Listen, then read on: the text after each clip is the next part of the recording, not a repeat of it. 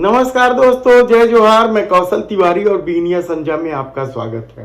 Supreme court ने कल एक बार फिर मोदी सरकार के करतूतों को पलट दिया, यानी इलेक्टोरल बॉन्ड और चंडीगढ़ मेयर चुनाव के बाद सुप्रीम कोर्ट ने कल वन अधिनियम संशोधन विधेयक को लेकर मोदी सरकार की लंका लगा दी। दरअसल ये पूरा मामला मित्र प्रेम से संबंधित था। इस देश की संपत्तियों को कौड़ियों के मोल कारपोरेट सेक्टर को सौंपने की बात थी, जिसे सुप्रीम कोर्ट ने किस तरीके से हटा, इस पर हम विस्तार से चर्चा करें। उससे पहले हम बता दें कि इतिहास जब भी कागजों पर लिखा जाता है, उससे पहले वह मानव शरीर पर लिखा जाता है। तो क्या 2024 का सत्ता संघर्ष खतरनाक रूप लेते जा रहा है? क्या मोदी सरकार इन 20 दिनों में, लगभग 20 दिन ही बचे हैं लोकसभा चुनाव के आचार संहिता लागू होने में, तो क्या इन 20 दिनों में कोई खतरनाक खेल खेलने वाली है? हालांकि सतपाल मलिक जैसे कई नेता आरोप लगाते रहे हैं या आशंका जाहिर करते रहे हैं कि सत्ता हासिल करने के लिए भाजपा या हिंदूवादी कोई बड़े नेताओं की हत्या तक कराई जा सकती है। लेकिन कल एक ही दिन में जो कुछ हुआ वह इस सत्ता संघर्ष के खतरनाक रूप को प्रदर्शित करने वाला। क्या कुछ खेल नहीं खेला जा रहा है इस दौर में?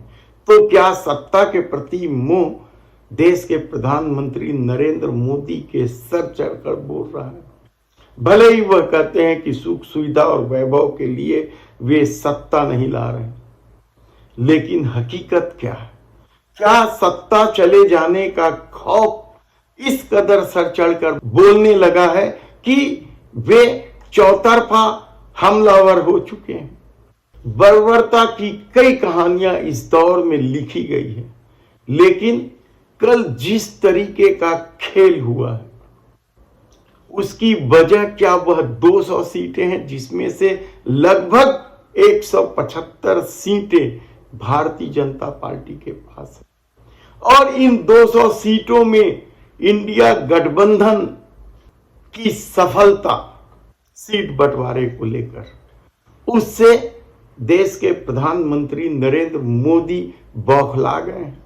ऐसे कई सवाल आपके जेहन में आ सकते हैं, क्योंकि ये 200 सीटें वे सीटें हैं जहां भारतीय जनता पार्टी ने 2014 और 2019 में जबरदस्त प्रदर्शन किया था और लगभग 175 सीटें जीतकर सत्ता में आई थी। यदि इन्हीं 200 सीटों में ही सब कुछ गड़बड़ हो जाए तो भाजपा की सरकार कैसे आएगी या एनडीए की सरकार कैसे आएगी? उत्तर प्रदेश की 80 सीटें अखिलेश यादव ने समझौता कर लिया या गठबंधन हो गया।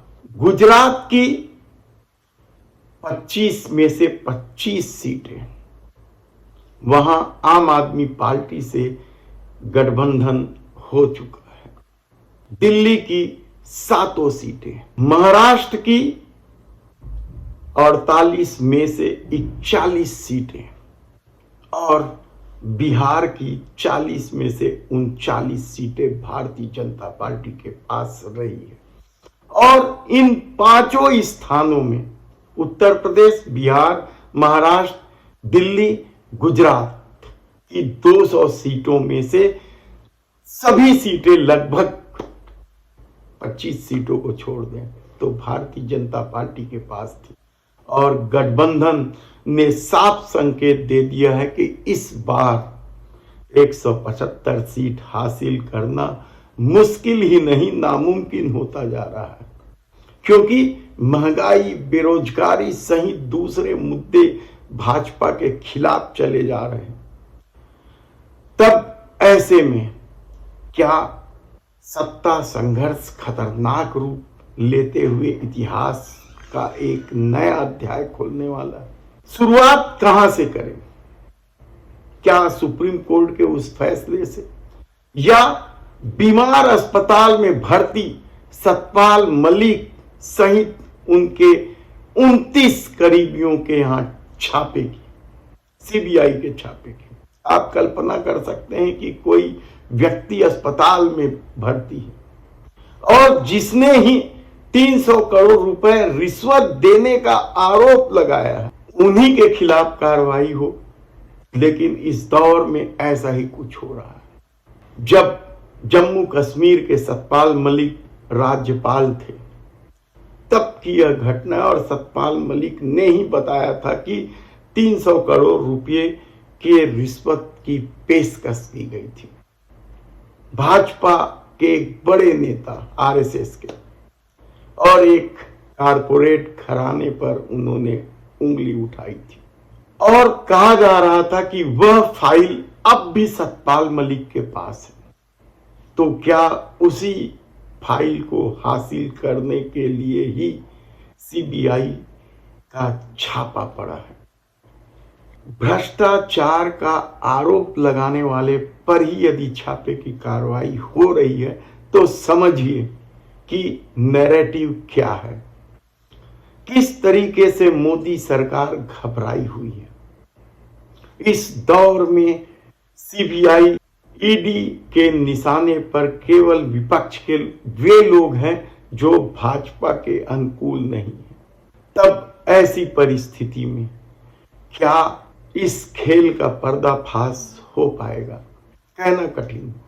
लेकिन इससे भी खतरनाक मामला कल सामने तब आया जब ट्विटर ने अपने ट्विटर अकाउंट में यह प्रसारित किया कि भारत की सरकार का निर्देश है कि उनके खिलाफ उठने वाले आवाज को प्रसारित नहीं किया जाए। एक्स तरफ से जब यह खबर सामने आई तो पूरी दुनिया में तहलका मच गया कि आखिर मोदी सरकार क्या कर रही है, किस तरीके से विरोध के स्वर को कुचलने की कोशिश कर रही है। ट्विटर की तरफ से यह भी कहा गया कि वे सत्ता के इस आदेश को मानने मजबूर हैं, उनके आदेश से सहमत नहीं है, इसलिए कुछ अकाउंट हटा रहे हैं सत्ता के आदेश पर, क्योंकि उन्हें भारत में धंधा करना है। तो क्या इस तरीके से आने वाले दिनों में और भी विरोध के स्वर को कुचलने की लड़ाई तेज होगी? किसान आंदोलन चरम पर है, किसान आक्रोशित है और आज किसान काला दिवस मना रहे हैं क्योंकि पुलिस ने उनके एक साथी की हत्या कर दी।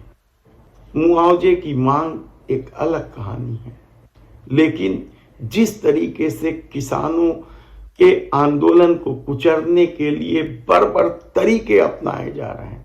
अब तो यह भी सुनने में आया है कि कुछ इस तरह के साउंड सिस्टम लगा दिए गए हैं कि उसके नजदीक आते ही किसान बहरे हो जाए। सड़कों पर कीले बिछा दी गई, सीमेंट की पक्की दीवारें खड़ी कर दी गई, और उसके बाद भी जब किसान आंदोलन से पीछे नहीं हट रहे हैं तो एक तरफ तो उत्तर प्रदेश में गन्ना किसानों की कीमत बढ़ा दी, तो दूसरी तरफ किस तरीके से बर्बर रूप से आंदोलन को कुचलने की कोशिश हो रही है।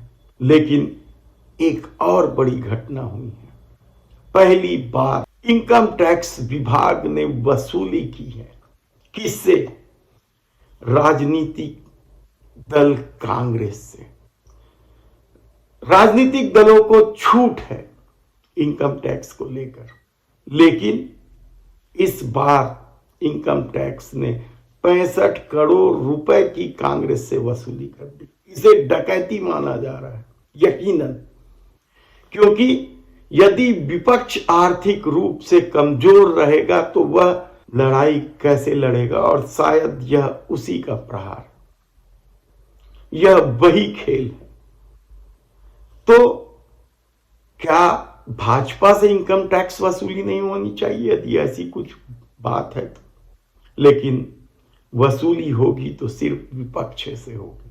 कांग्रेस ने खुलकर इसका विरोध किया है और कई पत्रकार, बड़े पत्रकारों ने तो इसे डकैती तक कह दिया। लेकिन हम बात की शुरुआत किए थे सुप्रीम कोर्ट के उस फैसले से जो मित्र प्रेम की धज्जियां उड़ा दी, मोदी सरकार की लंका लगा दी कहा जाए तब भी गलत नहीं होगा।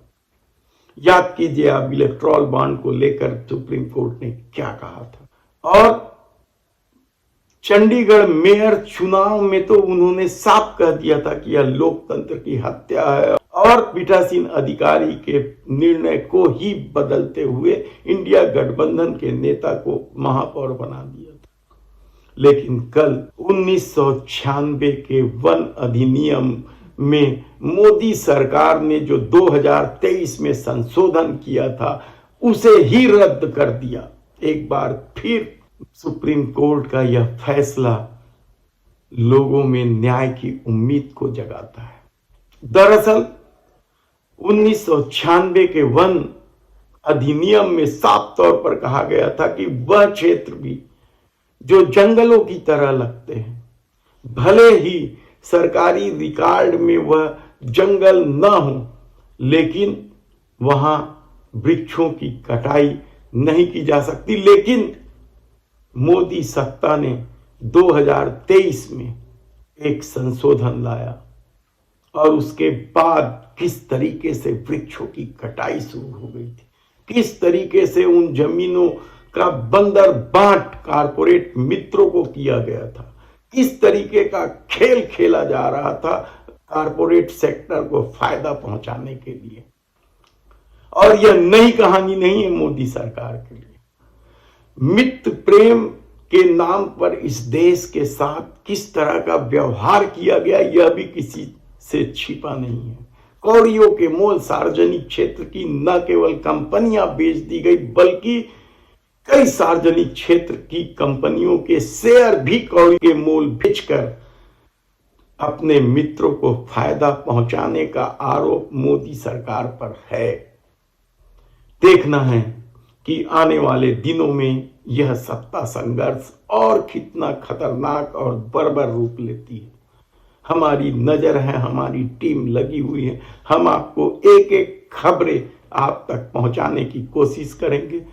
यदि आपने अभी तक हमारे चैनल को सब्सक्राइब नहीं किया है तो प्लीज सब्सक्राइब करके लाइक का बटन दबा दीजिए, क्योंकि आपका यही विश्वास हम पर हमारी ताकत है और हम आपको सच दिखाते रहेंगे। धन्यवाद।